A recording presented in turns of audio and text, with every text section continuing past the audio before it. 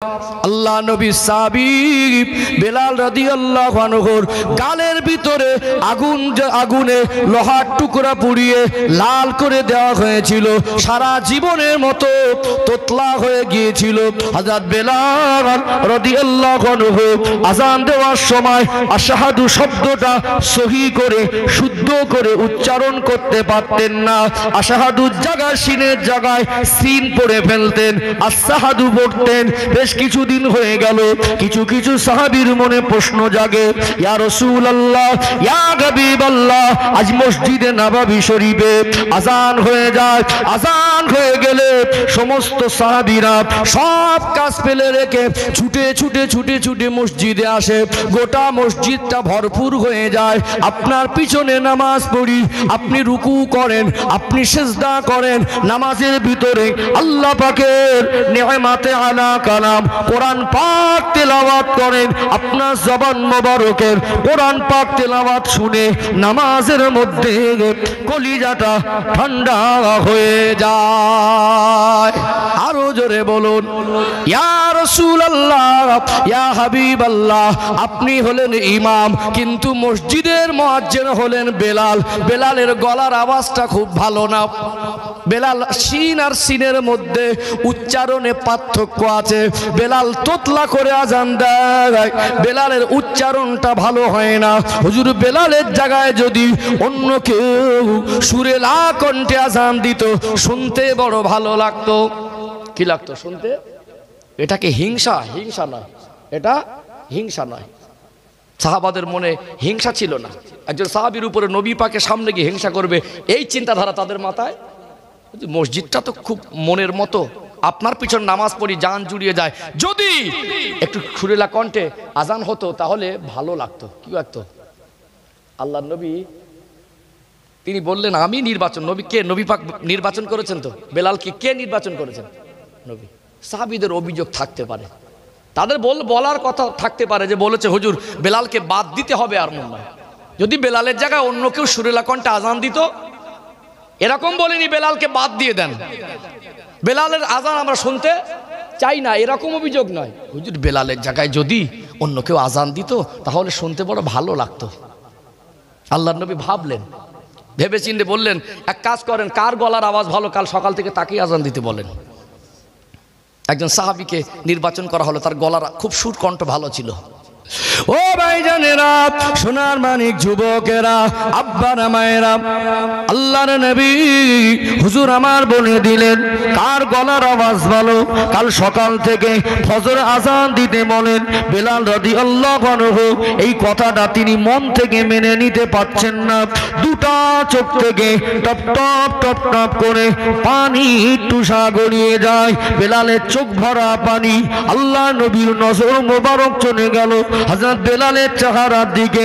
অমনি ডাক দিলেন, ও বাবা বেলাল, ও বাবা বেলাল, অমনি করে কেঁদো না বাবা, মন খারাপ করো না।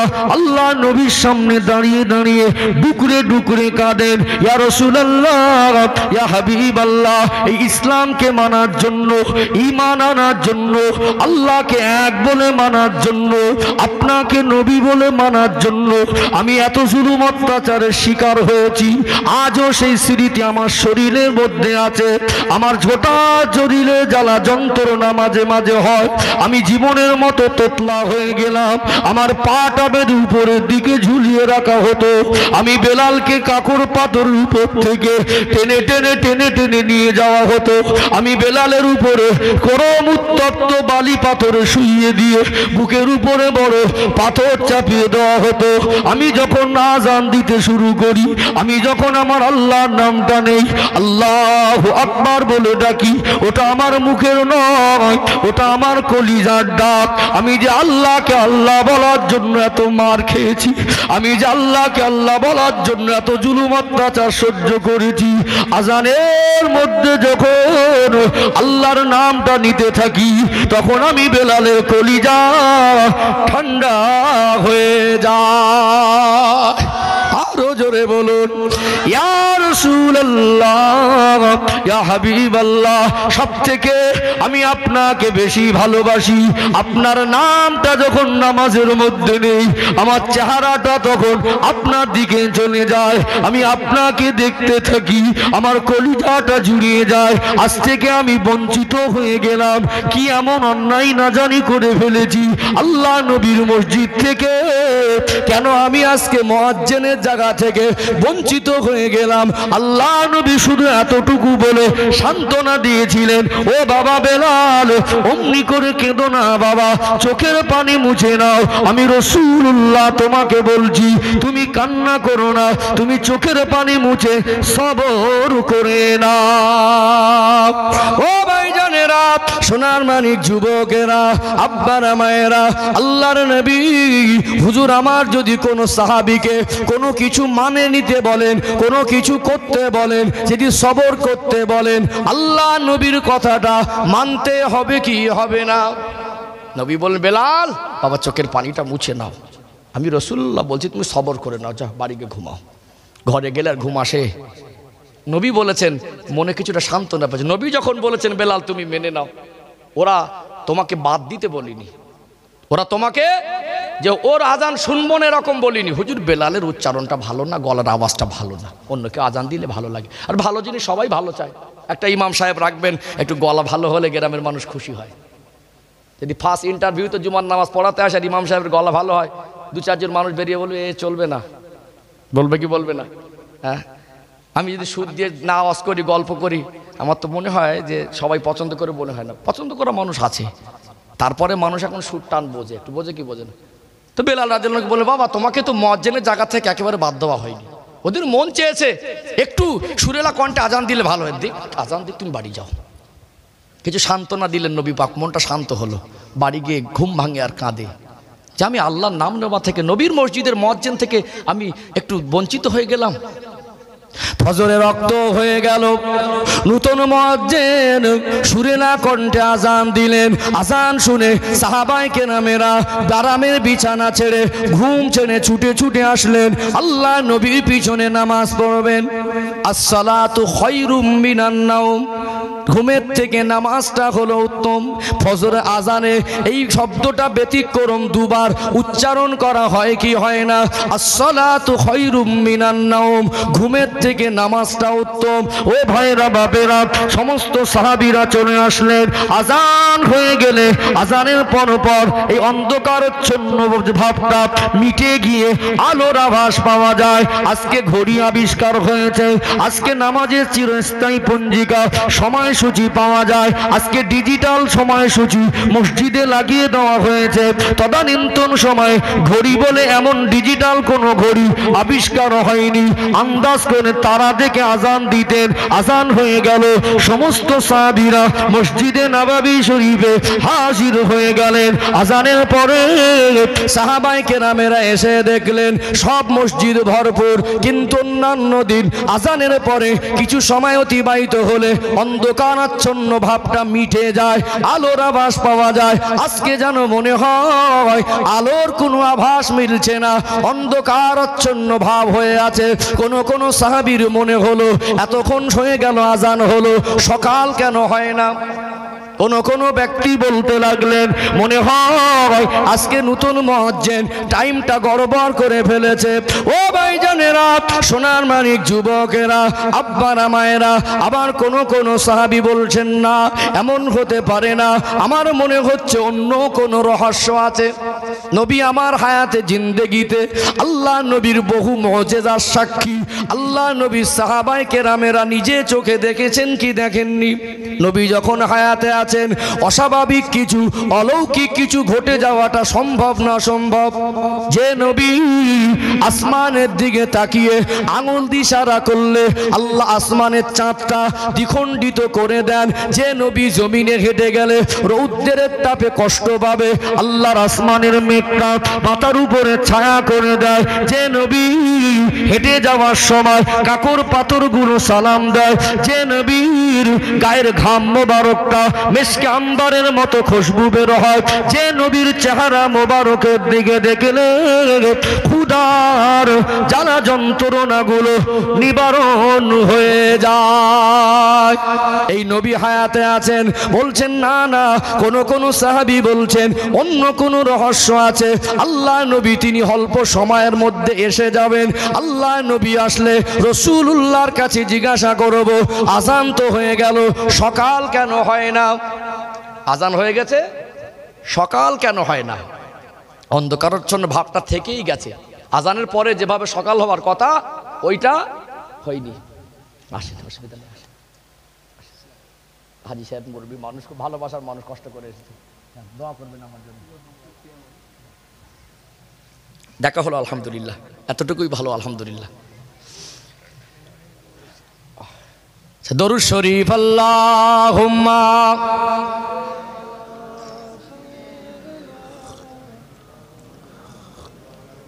আলহামদুলিল্লাহ।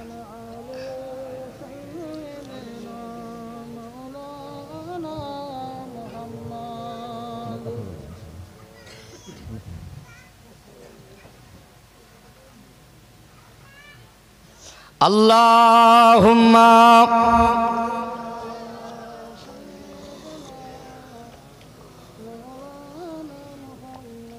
ওয়া আলা আলি সাইয়্যিদিনা। কি সম্মানিত উপস্থিতি, আমার মুরব্বী বাপজিরা, আজান হলে কিছুক্ষণ পরে তো আলোর আভাস পাওয়া যাওয়ার কথা, তাই তো নাকি? কিন্তু পরিবর্তন বলে কিছু দেখা যাচ্ছে না। সাহাবাদের মধ্যে একটা প্রশ্ন হওয়াটাই স্বাভাবিক। কেউ বলছে এই ব্যাপার কি বলতো, কোন সাহেব বলছে না, আমরা মন্তব্য করে লাভ হবে না, হুজুর তো এসে যাবেন, আজান হয়েছেন মনে আল্লাহর নবী মসজিদে আসবেন। তবে এতক্ষণ সময় পার হলো, কিছু কিছু সাহেব বলছেন আজকে রসুলও যেন আসতে দেরি করছেন। যাই হোক, কোনো একটা রহস্য তো হবেই হবে। যদি অক্ত না হয় তাহলে বসে থাকি, আবার একবার আজান হবে, সকাল তো একবার হবে, এই চিন্তা ভাবনা করে সব অপেক্ষা করছেন। আল্লাহর নবী ঘুম থেকে উঠলেন, সঙ্গে সঙ্গে আল্লাহর ফারিস্তা জিবরাইল আমিন এসে আমার রাসূলুল্লাহকে সালাম দিলেন। জোরে বলুন সুবহানাল্লাহ। আসসালাতু আসসালামু আলাইকা ইয়া রাসূলুল্লাহ, আসসালাতু আসসালামু আলাইকা হাবিবাল্লাহ। হুজুর, আজকে কি নববী শরীফে আজান হয় নাই? আজান হয়েছে না হয়নি? আচ্ছা, নবী পাক ঘুমিয়েছিলেন, আজান শুনতে পেয়েছেন না পাননি? একটা জিনিস ক্লিয়ার বুঝবেন, আমরা ঘুমালে আমাদের চোখও ঘুমায়, কানও ঘুমায়, অন্তরও ঘুমায়। ঘুমায় না? ঘুমিয়ে পড়েছি, গভীর ঘুমের মধ্যে আছি, পাশে গল্প করলো, কথাটা জেগে থাকলে শুনতে পাওয়ার কথা, খুব জোরে না হলে মোটামুটি শোনা যাওয়ার কথা, কিন্তু ঘুম ভাঙিনি। কি গল্প হয়েছে বলতে পারবো? চোখ ঘুমায়, কানও ঘুমায়, অন্তরও। আল্লাহ নবী চোখ দুটো ঘুমাতো, কান আর অন্তরটা জাগ্রত থাকতো। জোরে বলুন। আল্লাহ রসুলের ঘুম আর সাধারণ মানুষের ঘুম এক নয়। নবীর ঘুমে উজু নষ্ট হয় না, আমরা ঘুমিয়ে গেলে উজু নষ্ট হবে। হবে কি হবে না? বাবজিরা ভাইরা, একটা জিনিস ফলো রাখবেন, খুতবার দিনে না বহু লোক ঘুমিয়ে পড়ে। এই কথাটা না বললে নয়, একদম বলা দরকার। লজ্জায় যে ওই যে ঘুমিয়ে ঢলে গেছে, উজু নষ্ট হয়ে গেছে, লজ্জায় মসজিদ থেকে বেরিয়ে উজু করতে বার হয় না বহু মানুষ। আপনাদের এখানকার কথা বলছি না, বহু মানুষ ওই যে উজু করেন ওইভাবে মানবতা নামাজ পড়ছে। নামাজ হবে? বিনা উজুতে নামাজ হবে? নামাজ পড়তে গেলে শর্ত কি? উজু। শর্ত উজু। এই জন্য জুমার দিনে যত কষ্ট হোক একটু কষ্ট করে জেগে থাকবেন, খুতবার সময় জেগে থাকবেন, যেন খুতবার সময় ঘুমিয়ে পড়বেন না। দু একজন ব্যক্তি অনায়াসে ঘুমায়, মাঝে মাঝে আমার নাক ডাকায়। হ্যাঁ, নামাজ হয়েছে জুমার নামাজ? হ্যাঁ। ও ভাইজানেরা, সোনার মানিক যুবকেরা, আব্বারা মায়েরা, আল্লাহ নবী ঘুম থেকে উঠলেন, সে নবী তো নিশ্চয়ই আজানটা শুনেছেন। জিবরাইল আমিন আলাইহিস সালাম আসলেন, ইয়া রাসূলুল্লাহ হাবিবাল্লাহ আসসালামু আলাইকা, ইয়া রাসূলুল্লাহ আসসালামু আলাইকা, ইয়া হাবিবাল্লাহ। হুজুর, আজকে কি মসজিদে নববী শরীফে ফজরের আজান হয় নাই? আজকে কি আপনার সাহাবী বেলাল আজান দেয় নাই? আল্লাহ পাক এতটুকু বলে পাঠিয়েছে, আজকে কি মসজিদে নববী শরীফে আজান হয় নাই? আমার হাবিবকে গিয়ে জিজ্ঞাসা করুন, আমার হাবিবকে শুনিয়ে দেন। প্রত্যেক দিন দিন আমার বেলাল আজান দেয়, ওই আজানের আওয়াজটা আল্লাহ পাকের আরশে আজিমে হাজির হয়ে যায়, আল্লাহ পাকের আরশে আজিম পর্যন্ত পৌঁছে যায়। জোরে বলেন না সুবহানাল্লাহ। নবী আমার সিগন্যালটা পেয়েছেন না পাননি? সকাল যে কেন হয় না, আল্লাহ নবী সিগন্যাল পেয়ে গেলেন। নববী শরীফে যাওয়ার পরে হুজুরকে জিজ্ঞাসা, হুজুর অনেকক্ষণ আজান হয়েছে সকাল হয় না। আল্লাহ নবী ঘুরে ফিরে ডান দিক বাম দিক দেখছে, বেলাল কোথায়? কে কোথায়? নবী আমার বললেন, বেলাল। বাবা বেলাল কোথায়? লাব্বাইক ইয়া রাসূলুল্লাহ। তাতে কেঁদোছো বাবা? যাও আর একবার মসজিদে নববী শরীফ আজকে ফজর আজানটা দাও। জোরে বলুন, একটু মন খুলে বলেন, একটু কলিজা ভরে বলেন। নারায়ে তাকবীর। ও ভাইজানেরা, সোনার মানিক যুবকেরা, আব্বারা মায়েরা, আল্লাহ নবী সাহাবী বেলাল হুজুরকে আজান দিতে বললেন। আল্লাহ নবী সাহাবাদেরকে বলতে লাগলেন, ও বাবা সাহাবীরা, আমার বেলালের মনে তোমরা কষ্ট দিও না, আমার বেলালের সাথে তোমরা কোনো মন্তব্য করো না। আমার বেলাল আজান দেয়, ওই আজানটা আল্লাহ পাকের আরশে আজিমে আল্লাহ পাক ওটা কবুল করে নেয়। আজকে দিনে আমার বেলাল আজান দেয়নি, আজকে দিনে যদি বেলাল আজান না দেয়, কিয়ামত পর্যন্ত মদিনা শরীফে আর কোনোদিন সকাল হবে না। ও বাবা সাহাবীরা, আমার বেলাল আজান দেয়, ওই আজানটা হলো কলিজার আজান। আমার বেলালের আজানের আওয়াজ আল্লাহ পাকের আরশে আজিমে পৌঁছে যায়। ও বাবা সাহাবীরা, আজকে বেলালকে আরেকবার আজান দিতে হবে। আল্লাহ পাক তিনি আমাকে জিবরাইল মারফত বলে পাঠিয়েছেন, বেলাল আজান দেয়, ওই আজানের আওয়াজটা আল্লাহর আরশে আজিমে পৌঁছে যায়।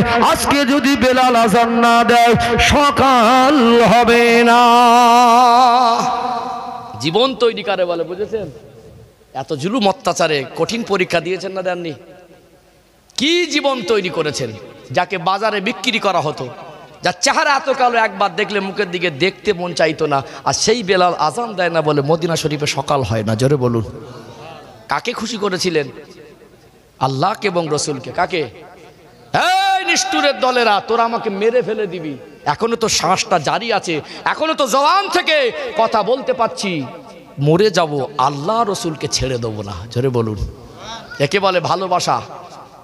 ও ভাইজানেরা, সোনার মানিক যুবকেরা, আব্বারা মায়েরা, এই বেলাল রাদিয়াল্লাহু আনহু সম্পর্কে আরেকটি তথ্য আপনাদের বলে দেই। ও যুবক ভাইয়েরা, তোমরাও যুবক, এই যুবক বয়সের ইবাদত আল্লাহর কাছে বেশি পছন্দ। হযরত বেলাল রাদিয়াল্লাহু আনহু সম্পর্কে আল্লাহ নবী মেরাজ থেকে ফিরে এসে বলেছিলেন, ও বাবা সাহাবীরা, আমি আল্লাহ পাকের জান্নাতের ভিতরে ঘোরাঘুরি করছিলাম, আল্লাহর জান্নাত জাহান্নাম নিজে চোখে দেখে আসলাম। আল্লাহর জান্নাতি নিয়ামত দেখে আমি রাসূলুল্লাহ খুশি হয়ে গেলাম। আল্লাহর জান্নাতে ঘোরাঘুরি করি, তবে আমার মনে হয় কে যেন আমার পিছনে পিছনে হেঁটে আসে। অন্ধকার রাত, কাছে টর্চ লাইট বলে কিছু নেই, যখন ইলেকট্রিক কারেন্টের ব্যবস্থা ছিল না, আপনি হেঁটে আসছেন, আপনার পিছনে কেউ যদি হেঁটে আসে, মুখ চেনা যায় না, দেখা যায় না, কিন্তু বোঝা যাবে কি যাবে না? মনে হবে কে যেন আমার পিছনে পিছনে হাঁটছে। আল্লাহ নবী ভাবতে লাগলেন, এটা তো দুনিয়া নয়, এটা হলো আল্লাহর জান্নাত, এখানে তো আমি নবী আর জিবরাইল, তবে আমার পিছনে কে যেন হাঁটছে। নবী আমার ভাবতে লাগলেন, বলুন তো ওই আওয়াজটা কার পায়ের আওয়াজ ছিল?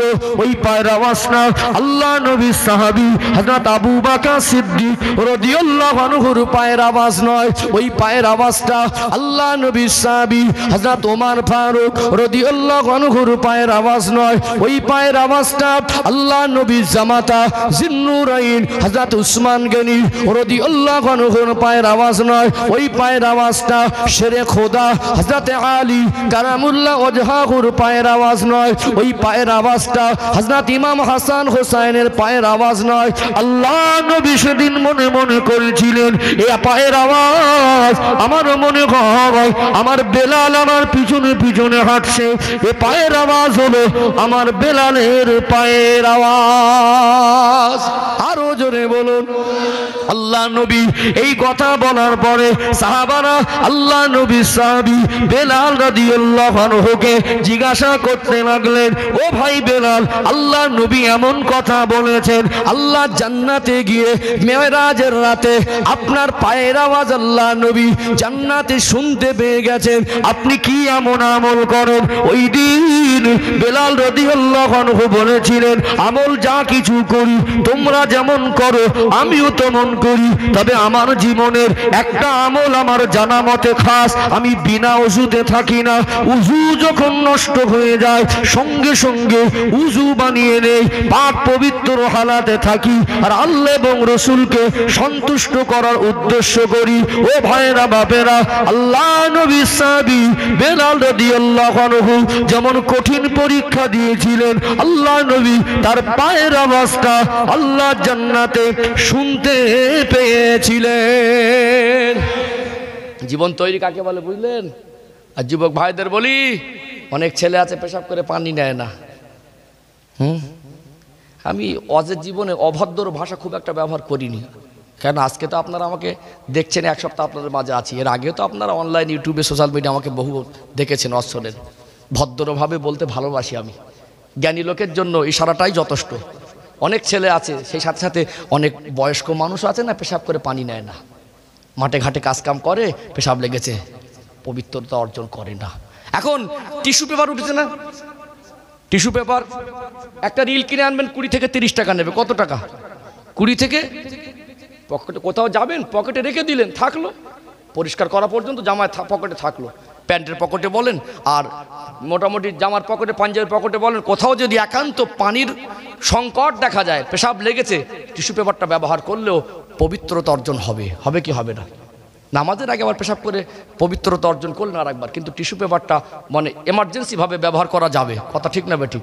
রাখলেন যাতে কোনো রকম পেশাবের কোনো ছিটে পটা আমার শরীরেও না লাগে, এবং পেশাবের কোনো এক ফোঁটাও পেশাব যেন আমার কাপড়ে এইভাবে কোনো পোশাকে যেন না লেগে অপবিত্র না হয়। তারপরে বলি যুবক ভাইরা, এই মোবাইল খুব বাজেভাবে ব্যবহার হয়। তোমরা আমার ভাই, খুব ভালো লাগে যুবক ছেলেদের দেখে মোবাইল নিয়ে রাতের বেলা রাত জেগো না বেশি। কিছু ছেলে আছে নাটক দেখে, কিছু ছেলে আছে গান বাজনা শোনে, কিছু ছেলে আছে আবার অজ শোনে, আছে না নেই? আবার কিছু মানুষ আছে দেখবেন এদের কাজ হলো শুধু ফোন করা লোকের কাছে। এটা কিন্তু বাজে জিনিস, খারাপ জিনিস না। একজন স্ত্রী, তার ঘরে দুটো ফুটফুটে বাচ্চা আছে, কি দুনিয়ার মানুষ কিসের মায়া বুঝলো, ওই বাচ্চা দুটোকে মা ফেলে রেখে, কি মা, মা জাতির কলঙ্ক। দুটো ছেলের মা একটা যুবক ছেলের সঙ্গে পালিয়ে গেল। দোষ কি একলার না দুজনের? দোষ কি একলার না দুজনের? তবে এই মেয়েদেরকে বেশি বিরক্তি করে ছেলেরা। আপনাদের কি মনে হয়? আমি তোমাদের কথা বলছি না, তোমরা আমার ভাই, একটা নসিহাত করে গেছি, কোনোদিন ফোনের দ্বারা কোনো মহিলা মানুষের সঙ্গে কথা বলা ঠিক নয়, ওটা হারাম। কোনোদিন রাতের অন্ধকারে তুমি কথা বলছো, কেউ না দেখলে কে দেখছে? আল্লাহ দেখছে। এগুলো যেন আল্লাহ পাক আমাদেরকে পবিত্র রাখে। আমি করেছে বলছি না, এগুলো যেন আর পবিত্র থাকতে পারি। কথা ঠিক না বেঠিক? ও ভাইজানেরা, সোনার মানিক যুবকেরা, আব্বারা মায়েরা, এই মসজিদে নববী শরীফ, এই মসজিদের অনেক মহত্ব গুরুত্ব আছে। আল্লাহ নবী বললেন, এই মসজিদে নববী শরীফে কেউ যদি 40 ওয়াক্তের নামাজ জামাতের সঙ্গে পড়তে পারে, আমি রাসূলুল্লাহর সুপারিশটা তার জন্য ওয়াজিব হয়ে যাবে। আল্লাহর হাজী বান্দারা, আল্লাহর হাজ্জিন বান্দিরা হজ মোবারকে যায়, কি ফরজ হজ আর কি উমরা হজ, কমের উপরে 8 দিন মদিনা শরীফে থাকতে হয়। কয় দিন? 8 দিনের বেশি থাকতে হবে। কমের উপরে 40 ওয়াক্তের নামাজটা জামাতের সঙ্গে পড়তে হবে। আল্লাহ নবীর মসজিদে নববী শরীফে 40 ওয়াক্তের নামাজ পড়া, এটা বড় সৌভাগ্য। 40 ওয়াক্তের নামাজ বা জামাতের সঙ্গে তাকবীরে উলার সঙ্গে পড়ার জন্য নিয়ত করে হাজী বান্দারা যায়। আল্লাহ নবী ফজিলাত বলেছেন, রাসূলুল্লাহ সুপারিশ ওয়াজিব হয়ে যাবে। ও ভাইরা বাবেরা, এই মসজিদটা পাহাড়পুরের গ্রামের মসজিদ আর মসজিদে নববী শরীফ, দুটোই মসজিদ, দুটো আল্লাহর ঘর। এই দুটো মসজিদের ফজিলত এক নয়। আল্লাহ নবী বললেন মসজিদে নববী শরীফে এক রাকাত নামাজ পড়লে আল্লাহ খুশি হয়ে 50,000 রাকাতের নেকি দেয়। আরো জোরে বলুন। আপনারা অবাক হয়ে যাবেন, আশ্চর্য হয়ে যাবেন। দুনিয়ার জমিনে জান্নাত, আল্লাহ নবী বললেন মা বাইনা বাইতি ওয়া মিম্বারি রাউযাতুম মির রিয়াজুল জান্নাহ। আল্লাহ নবী হুজুর আমার যে জায়গায় দাঁড়িয়ে দাঁড়িয়ে দাঁড়িয়ে দাঁড়িয়ে ইমামতি করে নামাজ পড়াতেন, আল্লাহ নবীর ইমামতির জায়গা থেকে নিয়ে আল্লাহ নবীর হুজরা মোবারক আম্মা জান আয়েশা সিদ্দিকা রাদিয়াল্লাহু আনহার হুজরা মোবারক, এই জায়গাটা 50 ফুট হবে না, আমার মনে হয় 50 ফুটেরও কম জায়গা। এই ছোট্ট অল্প জায়গা যেটা 40 ফুট সামথিং কম বেশি হবে, 50 ফুট জায়গা হবে না। এই জায়গাটা দুনিয়ার কোনো জমিন নয়, এটা শুধু মসজিদ নয়। আল্লাহ নবী বললেন এটা হলো জান্নাতেরই বাগান। জোরে বলেন না সুবহানাল্লাহ।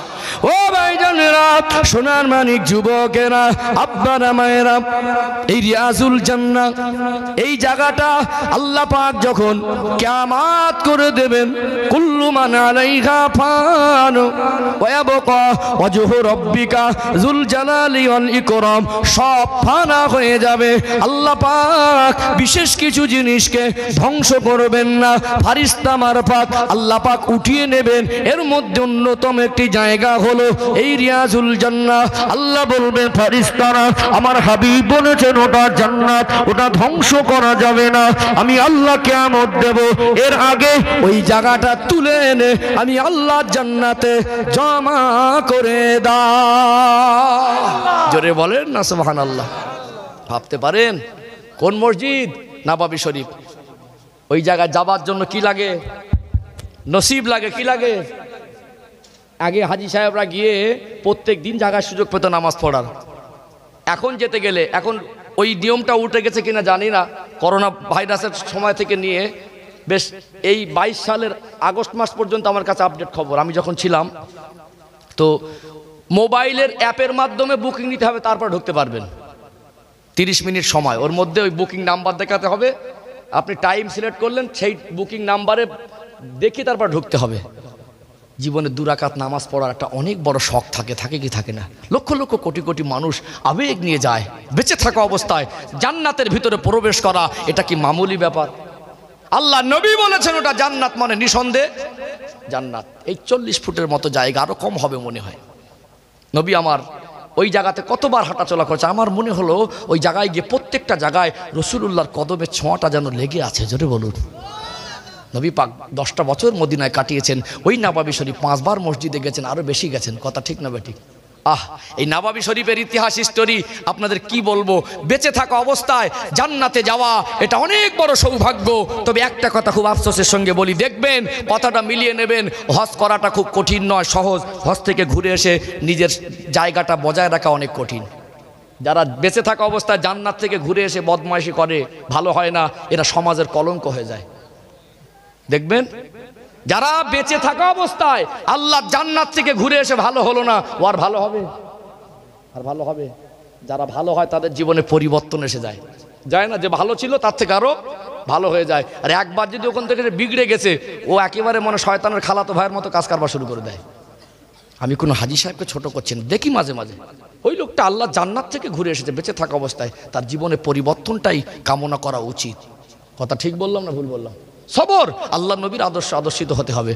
ও ভাইজানেরা, সোনার মানিক যুবকেরা, আব্বারা মায়েরা, এই রিয়াজুল জান্নাহ ভিতরে যাবেন, কয়েকটা গোল গোল পিলিয়ার খুঁটি আছে। যারা ওলামায়ে কেরাম আছেন, যারা বারবার যাওয়ার সুযোগ পেয়েছেন, যারা মুআল্লিম হাজি সাহেবদের সঙ্গে নিয়ে যায়, বারবার গেলে তাদের একটা অভিজ্ঞতা আছে। ওই নববী শরীফে রিয়াজুল জান্নাহ বলে যে অংশটা আছে, ওই অংশের ভিতরে কয়েকটা খুঁটি আছে, কয়েকটা পিলিয়ার আছে। ওই পিলিয়ার গুলোর এক একটা নাম দেওয়া হয়েছে, ওই নামের পিছনে একটা করে হিস্টোরি আছে।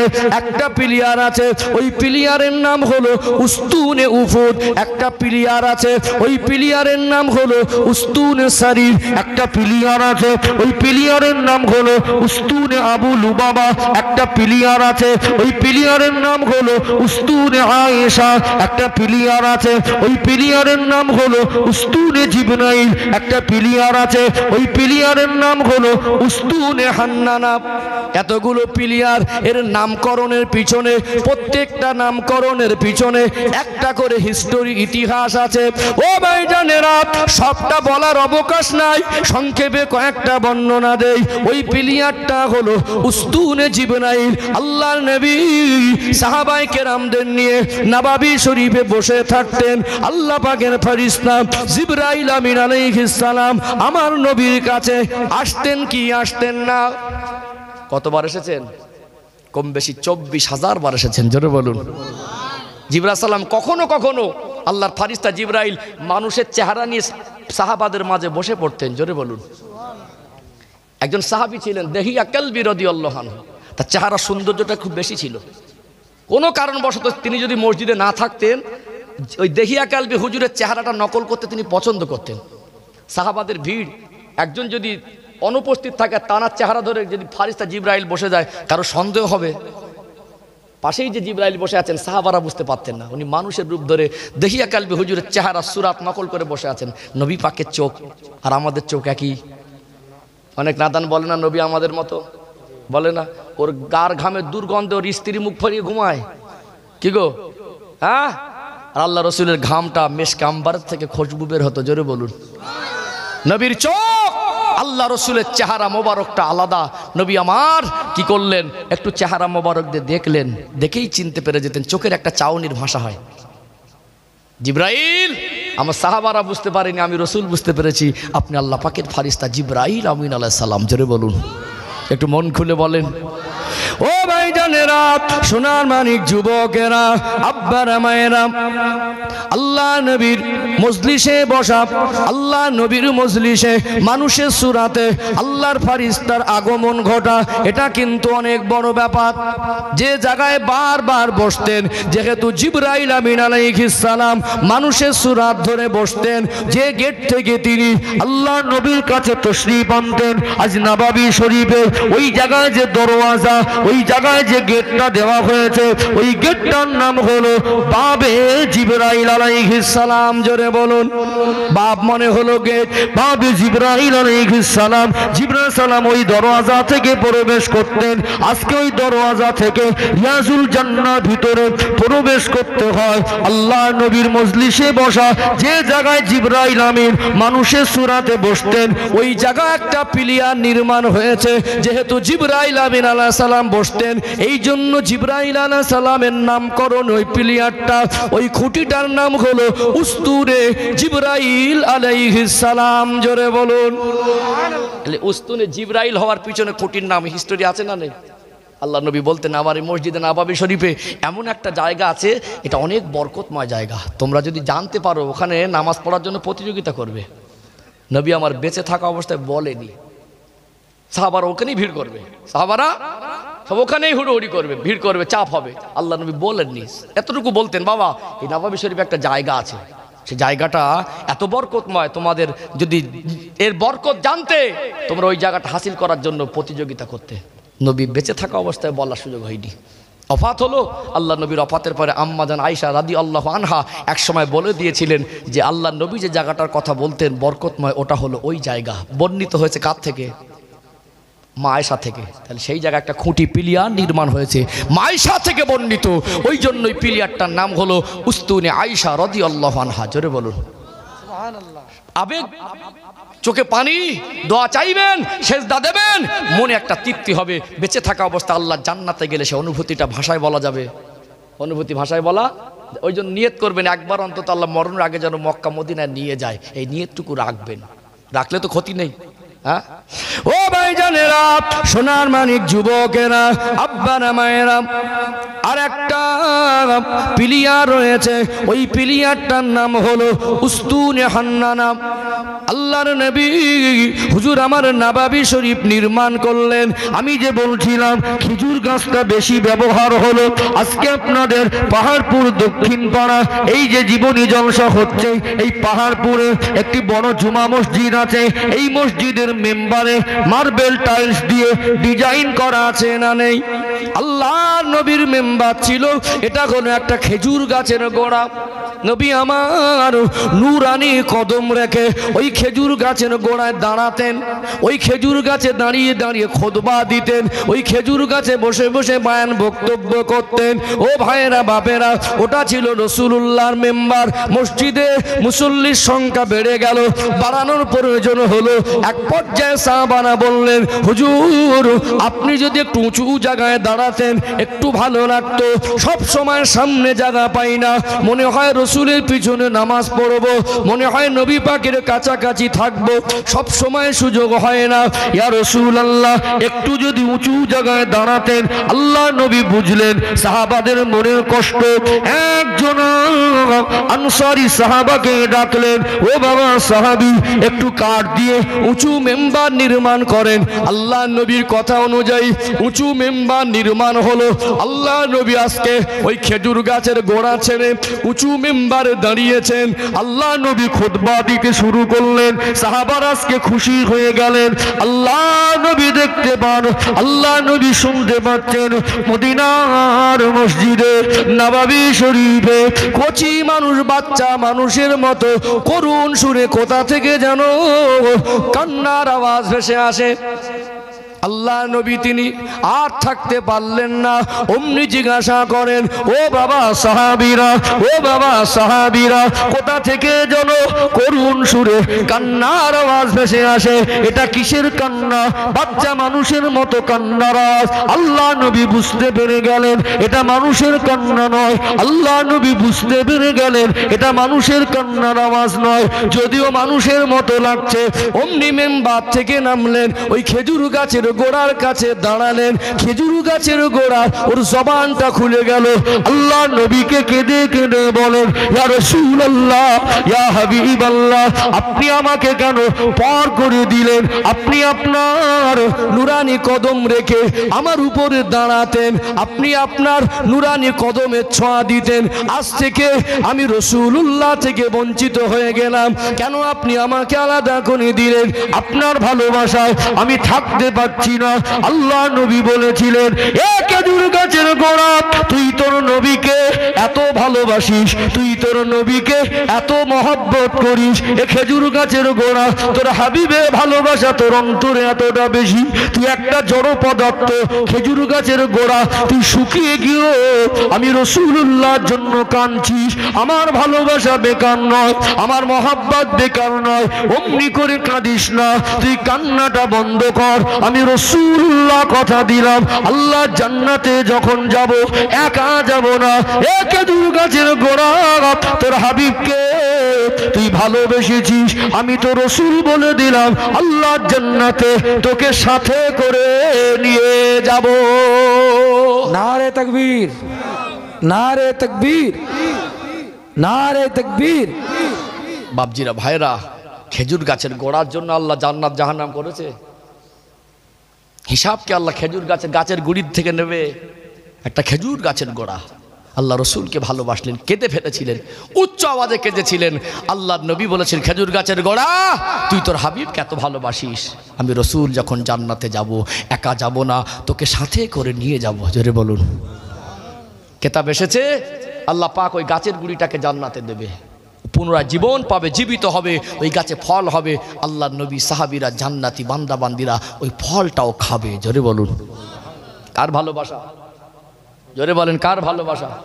এটা খেজুর গাছের গোড়া নবীকে ভালোবেসে জান্নাতে যাবে।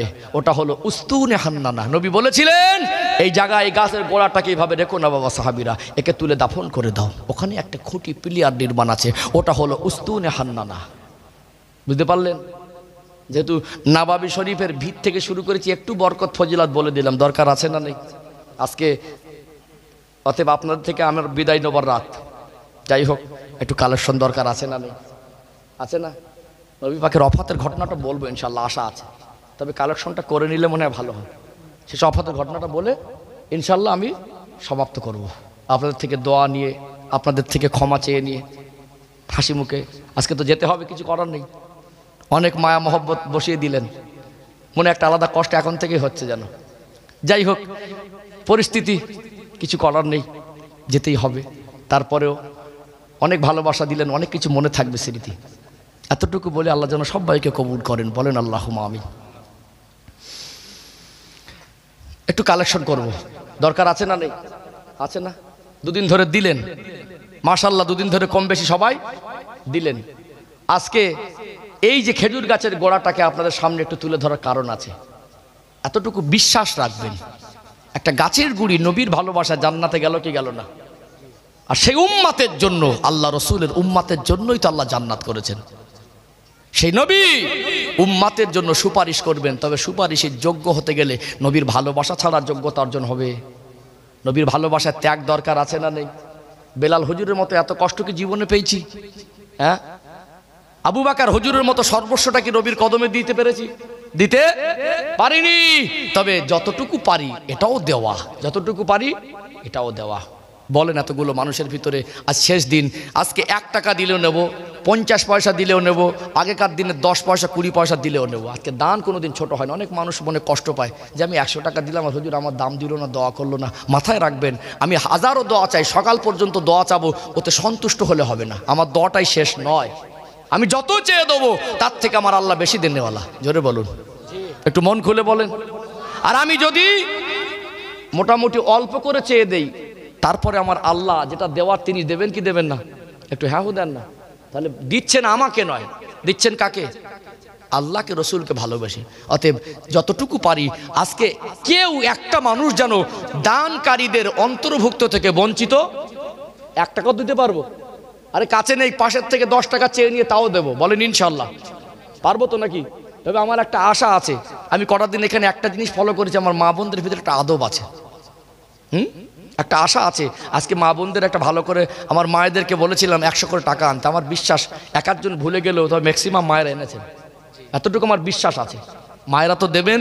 মায়েরা যদি 100 করে দেয়, আপনারা চাইলে 10 টাকার জায়গায় পাশ থেকে কাছে নেই বলে 100 টাকা কাল সকালে দেবো বলে নিয়ে 100 টাকা তো দিতে পারবেন। পারবেন কি পারবেন না?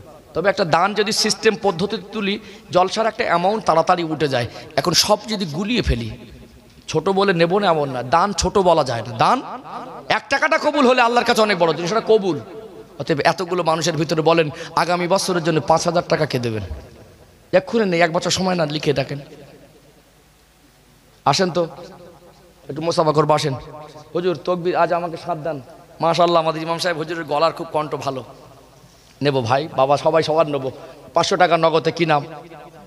হ্যাঁ, শারুফ আলী, আমাদের যুবক ছেলে, আমার ভাই, ছোট ভাই, 500 টাকা দিলেন। আল্লাহ কবুল করেন, বলেন আল্লাহুম্মা আমিন। দেখুন, আমি মাঝে মাঝে দোয়া করবো, একটা কথা বলে নেই, মাঝে মাঝে দোয়া করবো। আপনারা যেন এইটা মন খারাপ করবেন না যে হুজুর আমার বেলা ছোট দোয়া করেছে, বড় দোয়া করেছে। শেষে সবার জন্য খাস করে দোয়া হবে। আর বেশি দোয়ায় যদি টাইম খাওয়ায়, টাইম খেয়ে যাবে। ঠিক আছে, টাইম যদি খাওয়া মনে খাওয়া যাবে না। একটা দান নিয়ে আমি 3 মিনিট করে দোয়া করবো, দানের দোয়া করতে করতে ভোর হয়ে যাবে। যাবে কি যাবে না? অতএব আমরা সবাই বুঝি, তারপরেও একটু হাত বাড়িয়ে কলিজা ভরে আসবেন। 5000 ইনশাল্লাহ নাকি? ইনশাল্লাহ। ভাইয়ের নাম কি বলেন তো? আমার ভাই মোহাম্মদ মোমেন আলী। আসলে আব্দুল মোমেন হলে শুদ্ধ হয় ভালো, তা যাই হোক, মোহাম্মদ মোমেন আলী ভাই 5000 টাকা দেবেন। খুশি না বেজার? আমার এক বাবাজি নগদ 1000 দিলেন, খুশি না বেজার? হুজুর তকবীর দেন তো দেখি হুজুর। নারে তকবীর, নারে তকবীর। মমিন সাহেব বলুন জিন্দাবাদ, মমিন সাহেব বলুন মারহাবা। পাহাড়পুর দক্ষিণ পাড়ার জীবনী জলসা বলুন মারহাবা। নারে তকবীর। আপনার রাগ করছেন নাকি? কই সুবহানাল্লাহর জোর নেই কেন? হ্যাঁ, হুজুর বলছে বলে জোর নেই নাকি? হ্যাঁ, ওই সুবহানাল্লাহ সবাই বলেন না, মারহাবা সবাই বলছেন না কেন? আর শেষ দিন তো, আরে আমার সঙ্গে আপনাদের শেষ আজকে। আবার আল্লাহ হায়াতে রাখলে কোনো ব্যাপার না, মাঝে মাঝে পাল্টে পাল্টে আনবেন বক্তা। কোনোদিন হয়তো দেখা হবে, যাতায়াত করি রাস্তায় আমি।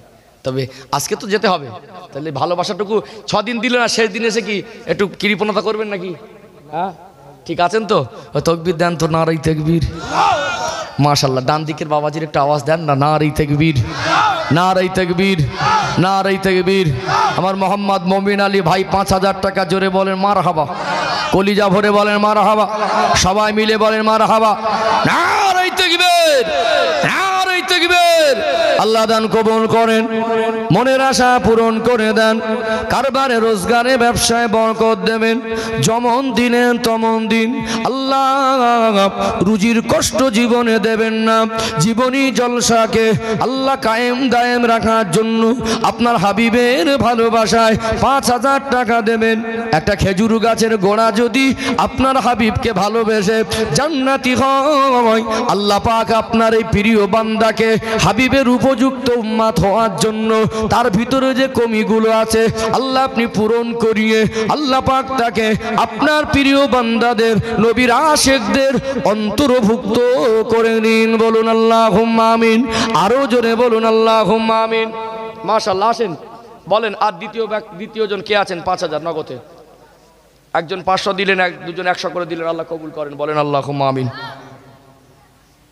5000 দ্বিতীয়জন কে আছেন? 2 নম্বরে কে দেবেন?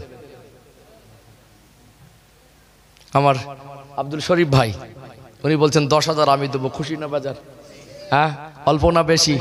তাকবীর জোরে হবে না আসতে হবে? মাশাআল্লাহ মাশাআল্লাহ। মাথায় রাখবেন, 1 টাকা দিল আমি হিসাব গুলিয়ে ফেললে আল্লাহর কাছে তোলা থাকবে যে আমি কে দিচ্ছে হয়তো খেয়াল করতে পারলাম না, গুলিয়ে গেল যে কে 500 আর কে 100 দিল, আল্লাহর খাতা গোলাবে। হ্যাঁ, আল্লাহর খাতা গুলিয়ে যাবার জায়গা নেই। মাশাআল্লাহ। আচ্ছা, আমি চাইছিলাম মায়েদের কাছ থেকে দুদিকে ছোট ছোট বাচ্চা ছেলেকে পাঠিয়ে দেন না, একসঙ্গে আসলে ভালো লাগবে। টাকাটা যেন একসঙ্গে আসে মায়েদের কাছ থেকে, পাঠিয়ে দেন 2জন করে। মাশাআল্লাহ 500 নগদে। মাশাআল্লাহ মাশাআল্লাহ 100 500।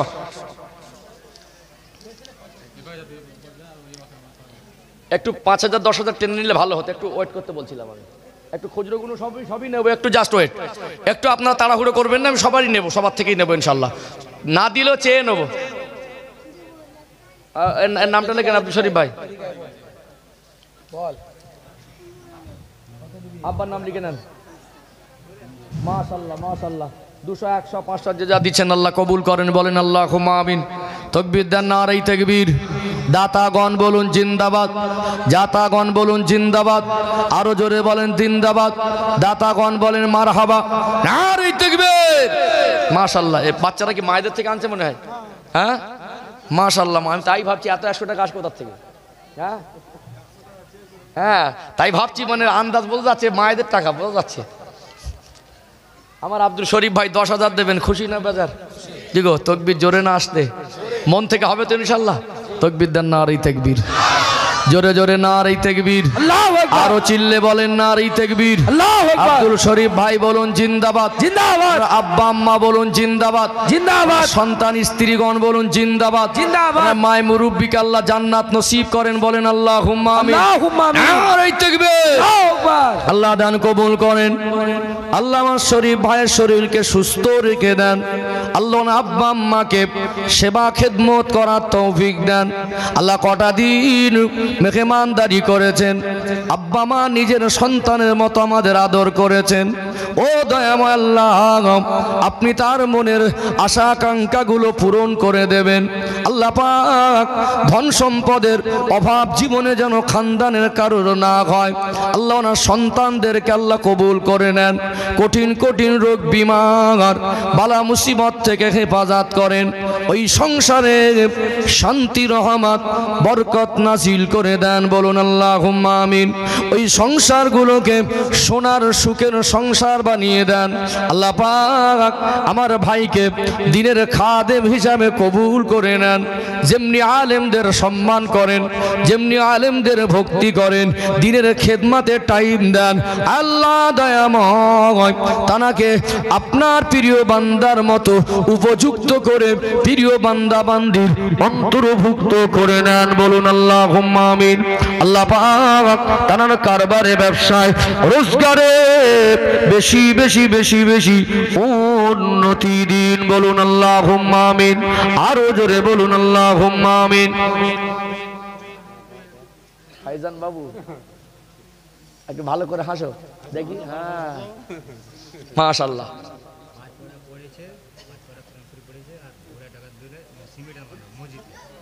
মসজিদের টাকা কিন্তু গোলালে হবে না, মসজিদ কমিটিকে দিতে হবে।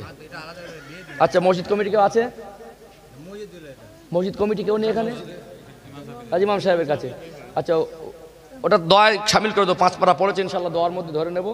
এটা মসজিদের টাকাটা দিয়েছে ভাইজানকে, জুমার দিনে একবার বলে দেবেন তো। হ্যাঁ, অসুবিধা। হ্যাঁ, বেনামিতে।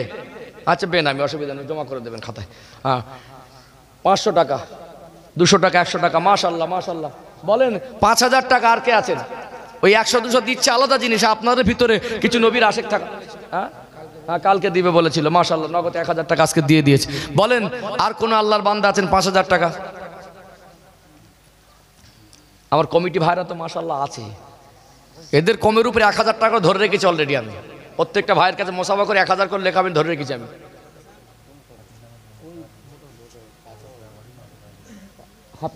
হাফিজ ভাই মানে 2000 টাকা দেবেন, 1100 টাকা বাকি, 900 টাকা দিয়েছেন।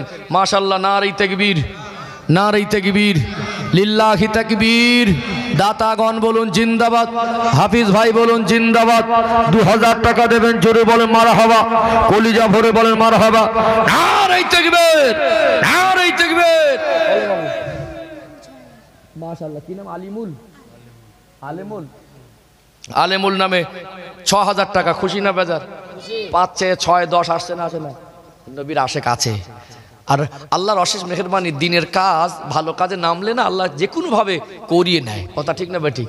হ্যাঁ, আল্লাহ করিয়ে নেয়, দেখবেন আপনারা, আল্লাহ করিয়ে নেন। কিছু কিছু মানুষ একটু দান করে অভ্যস্ত কম, তারা মনে করে হয় কি করে, আল্লাহ এমন বান্দা তৈরি করে দেয়, এমন ভাবে হয়ে যায়, আল্লাহ ওদেরকে বুঝিয়ে দেয় আমার আশেক বান্দার দুনিয়া আছে। আছে না নেই? আছে না নেই? হ্যাঁ, 6000 টাকা দেবে। কি বললেন? আলেমুল ভাই, আলেমুল নামে 6000 টাকা। খুশি মনে তকবীর দেন তো, নারে তাকবীর। তকবীর দেন তো দেখি। নারে তাকবীর, নারে তাকবীর, নারে তাকবীর। আলেমুল সাহেব বলুন মারহাবা।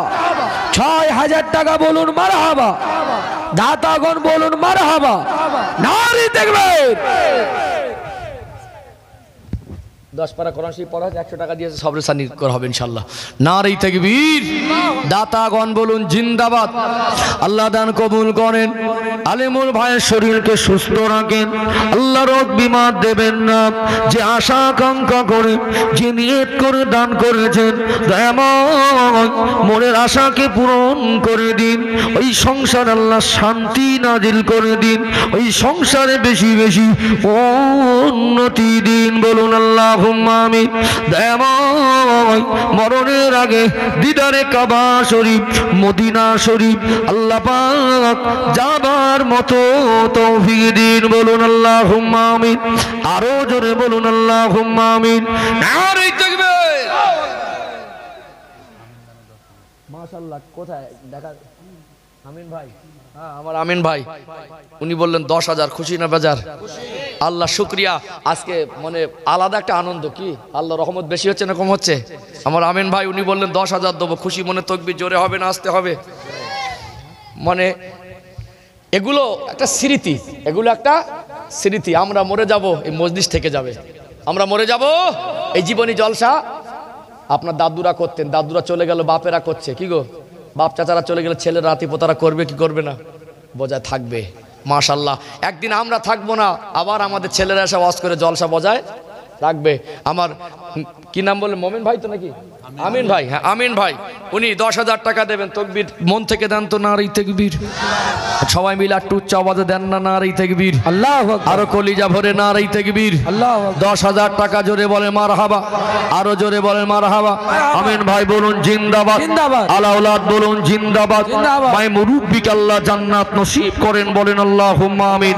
জোরে জোরে বলেন আল্লাহুম্মা আমিন। আল্লাহুম্মা আমিন। নারে তাকবীর, নারে তাকবীর। আল্লাহ কবুল করে নেন।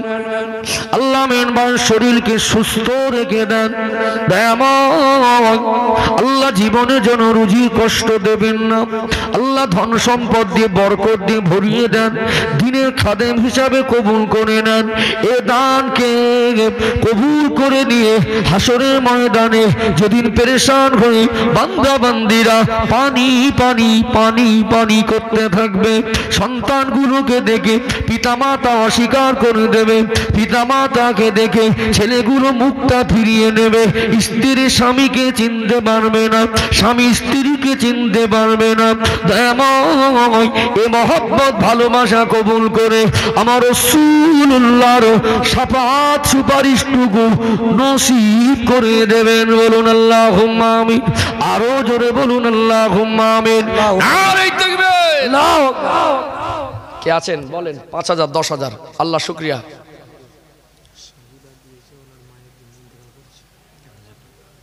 শাহিদা মায়ের সবরে সানির জন্য 1000 টাকা দিয়েছেন, আল্লাহ কবুল করে মায়ের কবরটাকে জান্নাতের টুকরা বানিয়ে দেন। রব্বিল দিয়েছেন নগদ 1000 টাকা, আল্লাহ মনের আশা পূরণ করেন, কবুল করেন। এই ধরে টোটাল 5000 না 7 হবে? এটা 7 কি নাম ভাই? আলামিন ভাই। আমার আলামিন ভাই বলছেন 2000 নগদ আর 5000 আরো দেবে। কত হয়? 5 আর 2 খুশি না বেজার? কারা কারা খুশির? 2 হাত তুলে দেখান তো দেখি। একটু ঝেড়ে একটু মাঝে মাঝে একটু গরম বেরোক। নারাই তাকবীর, জোরে জোরে নারাই তাকবীর, নারাই তাকবীর। আল্লাহ কবুল করেন, বলেন আল্লাহুম্মা আমিন। 7000 টাকা দেবেন, জোরে বলেন মারহাবা, কলিজা ভরে বলেন মারহাবা, চিল্লে বলেন মারহাবা, আর আলা ওলাদ বলুন জিন্দাবাদ। আল্লাহ পাক ওনার মাই মুরব্বিকে জান্নাত নসিব করে দেন, বলেন আল্লাহুম্মা আমিন। আল্লাহ কবুল করেন, কবুল করেন। মনের বাসনা কাবা শরীফ না দেখায় মউত দেবেন না, আল্লাহ কবুল করেন, কবুল করেন। মনের কামনা নবীর রওজা না দেখায় মউত দেবেন না, বলুন আল্লাহুম্মা আমিন। আল্লাহ দান করেছেন নিয়ত করে আশা করে, আপনি বেকার করে দেবেন না। আল্লাহ আপনার বান্দাগুলো যেমন দিলেন তেমন দিন, আল্লাহ আসমান থেকে বরকত নাজিল করে দিন। অনেক মায়েরা মায়ের জন্য দোয়া চেয়েছেন, আল্লাহ মায়ের মুরব্বির জন্য দোয়া চেয়ে আল্লাহ যে যা দিয়েছেন সকলের দান কবুল করেন। এনাদের আত্মীয় স্বজন, দানিদের মা বাপ, দাদু দাদি, নানা নানি, মায়ের মুরব্বি যারা কবর, তাদের কবরগুলোকে জান্নাতের বাগান করে দিন, বলুন আল্লাহুম্মা আমিন। দয়াময় আল্লাহ তাদের সংসারে, কারবারে, ব্যবসায়, রোজগারে, হালাল রুজিতে বেশি বেশি বরকত দান করে দিন, বলুন আল্লাহুম্মা আমিন। বলেন 5000। লস নেই, মনে করবেন ক্ষণিকের জন্য একটা ত্যাগ তোলা থাকবে। জীবনে অনেক টাকা ইনকাম করে নিজে হাতে খরচা করেছেন। ভাইয়ের নাম কি? আসেন। তৌফিক ভাই। আমার তৌফিক ভাই নগদে 1000 আর বাকি 4000, কত হলো? 5000। খুশি না বেজার? তকবীর মন থেকে হবে ইনশাল্লাহ। হুজুর তকবীর দেন তো দেখি হুজুর। নারে তাকবীর। তৌফিক বলুন মারহাবা। 5000 টাকা বলুন মারহাবা। জনাব তৌফিক সাহেব বলুন মারহাবা। দাতাগণ বলুন মারহাবা। নারী দেখবেন, নারী দেখবেন। দক্ষিণ পাড়ার জীবনী জলসা, দক্ষিণ পাড়ার জীবনী জলসা, নারী দেখবেন। আল্লাহ কবুল করে নিন। তৌফিক ভাইয়ের মনের আশা পূরণ করে দিন। আল্লাহ ক্যান্সারের মতো রোগ দেবেন না, ডায়াবেটিসের মতো রোগ দেবেন না, কঠিন কঠিন বিমার দেবেন না। আল্লাহ বিবি বাচ্চা আত্মীয় স্বজন যারা দান করেছেন, এনাদের মা বাপ আপনজন সবাইকে নিয়ে হেসে খেলে শান্তি জীবন অতিবাহিত করবার মতো তৌফিক দিন, বলুন আল্লাহুম্মা আমিন। আল্লাহ এনাদের দিনের খাদেম হিসাবে কবুল করে নিন। আল্লাহ পাক এনাদের বাচ্চাদেরকে আল্লাহ কঠিন কঠিন মুসিবত থেকে হেফাজত রাখবেন। এ দানকে কবুল করে নিয়ে আল্লাহ পাক আপনি রহমত বরকত দিয়ে ওদের সংসারগুলো সোনার সংসার বানিয়ে দিন, বলুন আল্লাহুম্মা আমিন। বলেন 5000। আল্লাহর আশেক বান্দা থাকে, মাশাআল্লাহ মাশাআল্লাহ। আমার আব্দুল আহাদ ভাই, একটু মন খুলে আপনারা ঠিক থাকবেন। আল্লাহ যদি চায়, আল্লাহ যদি চায় অনেক কিছু হয়ে যাবে। কি গো, আমাদের ক্ষমতা আছে? আমাদের কারোর ক্ষমতা আছে? এমন বিপদে পড়ে যায়, টাকা কোথার থেকে মানে ধার করে না হাওলাত করে, কি বলে? হ্যাঁ, যাই হোক বলে ধার হাওলাত করে। মাঝে মাঝে বিপদে পড়ে একটু হাত ফেরা করতে হয়। টাকা তখন দিয়েই হাত ফেরা করি, খরচা হয়, তখন সহ্য হয়ে যায়। এটা তো দুনিয়াবি কাজে ব্যয় করে দেই। কারো বা বয়স 50 বছর, 40 বছর, কারো বা বয়স 35 বছর। মাঝে মাঝে দেখবেন মোড় মাথায় আপনি দেখবেন চেলি আছে না, একটু বসে সুখ দুঃখের গল্প করে না। তবে দুনিয়াবি গল্প যেখানে একটু এড়িয়ে চলবেন। ডাক করছেন নাকি? আমি একটু ভালোবেসে কিছু কথা বলে ফেলি, ডাক করছেন নাকি? যেখানে দুনিয়াবি কথা বেশি হয় সেখান থেকে একটু এড়িয়ে চলবেন। দুনিয়াবি কথায় বেশি বেঁধে থাকলে অন্তরটা মুর্দা হয়ে যায়। এমন মানুষের সঙ্গে ওঠা বসা করবেন, এমন মানুষের সঙ্গে বন্ধুত্ব করবেন যাদের কাছে বসলে কি হয়, আখিরাতের কথা মনে পড়ে যায়। কথা কি বুঝলেন? অতএব দেখবেন মাঝে মাঝে গল্প হয়, দেখ জীবনে না বহু কষ্ট করেছি। মানুষ বলে কি বলে না, বলে জীবনটা খেটে খেটে অনেক কষ্ট করেছি, জীবনে এত কষ্ট করেছি, তোরা কি বুঝবি সারা জীবনটা। এখন ছেলেপুলে সুখী হয়েছে, মানুষ গল্প করে বলে যে অনেক কষ্ট করেছি। আচ্ছা কষ্ট তো করেছি, আপনাদের কি মনে হয় জীবনে যা কষ্ট করেছি দুনিয়ার জন্য তো করেছি? সব কি আল্লাহ দুনিয়া শরীরে শক্তি দিয়েছে দুনিয়াদারির জন্য, না আল্লাহ এবং রসুলের জন্য কিছু দরকার আছে? যা শক্তি আল্লাহ দিয়েছে, যতটুকু রোজগার মেহনত করেছি, সব কি দুনিয়াদারির জন্য আল্লাহ দিয়েছে শক্তি, না কিছু আখিরাতের জন্য দরকার আছে?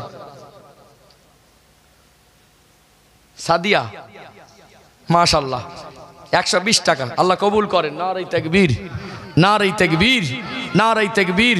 আল্লাহ শরীরকে সুস্থ রাখেন, আল্লাহ সুখের কপাল করে দেন, বলেন আল্লাহুম্মা আমিন। নগদ 2000। কি নাম ভাইয়ের? শাহিন ভাই। শাহিন ভাই নগদ 2000 টাকা দিলেন, আল্লাহ কবুল করে নসিবকে খুলে দেন, আল্লাহ ওনাকে ধন সম্পদ দিয়ে ধনী বানিয়ে দেন, আল্লাহ দিনের খাদেম হিসাবে কবুল করে নেন, বলেন আল্লাহুম্মা আমিন। হ্যাঁ, যে কথা বলছিলাম, তাহলে জীবনের কিছু একটা কষ্ট মেহনতের জিনিস একটা ত্যাগ এককালীন করে দেওয়া ভালো না খারাপ? দরকার আছে না নেই? তোলা থাকবে যে আল্লাহ আপনি আমার শরীরে শক্তি দিয়েছিলেন, বিবি বাচ্চার জন্য, দুনিয়াদারির জন্য একটা ঘর করেছি, কবরটা আসল ঘর, এটা আসল ঘর। আজ মরে যাব, 24 ঘন্টার মধ্যে ঘর থেকে টেনে বার করে দেবে, দেবে কি দেবে না? অতএব আল্লাহ এই ঘরে তো 2 লাখ খরচা করেছি, সেই ঘরের জন্য 5000 খরচা করব। এটা দিল লাগে না লাগে না? দরকার আছে না নেই? এটা দিলে সেখানে পাবো কি পাবো না? পাবো। অতএব দুনিয়ার ঘরটা প্লাস্টার হলো, দুনিয়ার ঘরে গ্রিল হলো, দুনিয়ার ঘরে ঠান্ডা ঢুকবে বলে দরজা জানালা হলো, কবরের ঘরটা একটু সাজানো দরকার আছে না নেই? আছে না? অতএব যে দিচ্ছে তাদের সঙ্গে একটু মনটা নরম করা দরকার আছে। কেউ 5000 দিলে আপনি 4000 দেন, আপনার একটু অর্থ বেশি আপনি 10,000 দেন, আর একটু কম আপনি 2000 দেন, সবাই মিলে দিলে একটা মনে আবেগ ভালো লাগে, আর এটা আল্লাহর খাতা জমা থাকবে। আমার আব্দুল আহাদ ভাই কথা বলছিলেন, হ্যাঁ আব্দুল আহাদ ভাই তো না, আহাদ ভাই, আব্দুল আহাদ ভাই, উনি 5000 টাকা দেবেন, মানে মোবাইল করে ফোন করে বলেছে। কই তো দেখবো, তবে তো দেখেন আমাদের কমিটির ছেলে মনে হয় নাকি? আপনারা একটু কমিটির ছেলেগুলো নাম উল্লেখ করবেন, কেন বলেন তো? কমিটিদের থেকে আমি ধরবো এমনি আজকে। আজ কোনো কমিটির ছেলে ছাড়নি, সব মোসাফা করে যারা দেয়নি কমের উপরে 1000 লেখাতে হবে, এটা আমার তরফ থেকে। দরকার আছে না নেই? প্রত্যেকটা কমিটির ছেলেরা যদি মনে করে 200 টাকা আল্লাহ কবুল করুক, 1000 করে দিতে পারবে না?